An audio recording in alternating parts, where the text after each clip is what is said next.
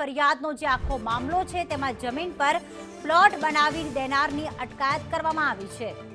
ગોરધન મેઘાણીની અટકાયત કરવામાં આવી। સરકારી જમીન ઉપર પાર્ટી પ્લોટ બનાવી દેવામાં આવ્યો હતો। સિટીલાઇટ પાર્ટી પ્લોટના સંચાલકની આખરે અટકાયત કરવામાં આવી હતી, કારણ કે સરકારી જમીન હતી અને કોઈપણ પ્રકારની મંજૂરી વગર તેણે પાર્ટી પ્લોટ બનાવી દીધો હતો। રાજકોટમાં સરકારી જમીન પર પાર્ટી પ્લોટ જ્યારે ખડકી દેવાયો હતો ત્યારે સંચાલકની અટકાયત કરી લેવામાં આવી છે। મવડી વિસ્તારમાં આવેલ 3.85 કરોડથી વધુની કિંમતની 5500 ચોરસ મીટર સરકારી જગ્યા પર આ પાર્ટી પ્લોટ બનાવવામાં આવ્યો હતો અને સાથે જ સિટીલાઇટ પાર્ટી પ્લોટ નામ આપીને તેને ભાડે પણ આપવામાં આવતો હતો।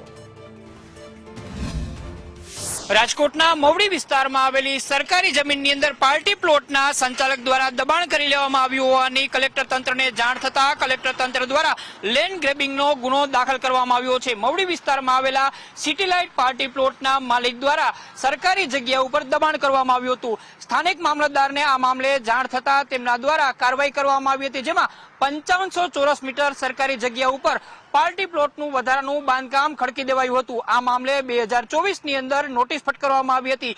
ગોરધનભાઈ ઉકાભાઈ મેઘાણી વિરુદ્ધ આ મામલે લેન્ડ ગ્રેબિંગનો ગુનો છે એ પણ દાખલ કરવામાં આવ્યો હતો અને જે વધારાની જગ્યા છે તેની અંદર ડિમોલેશનની કાર્યવાહી છે એ પણ તંત્ર દ્વારા કરવામાં આવી છે।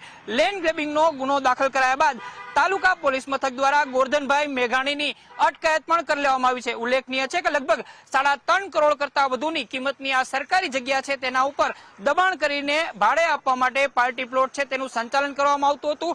હાલ મામલતદાર તંત્ર દ્વારા કાર્યવાહી કરવામાં આવતા ગુનો દાખલ કરાયો છે અને ગોરધનભાઈ છે તેમની અટકાયત પોલીસ દ્વારા કરવામાં આવી છે। કેમેરામેન વિપુલ બોરીચા સાથે મયુર સોની, સંદેશ ન્યૂઝ।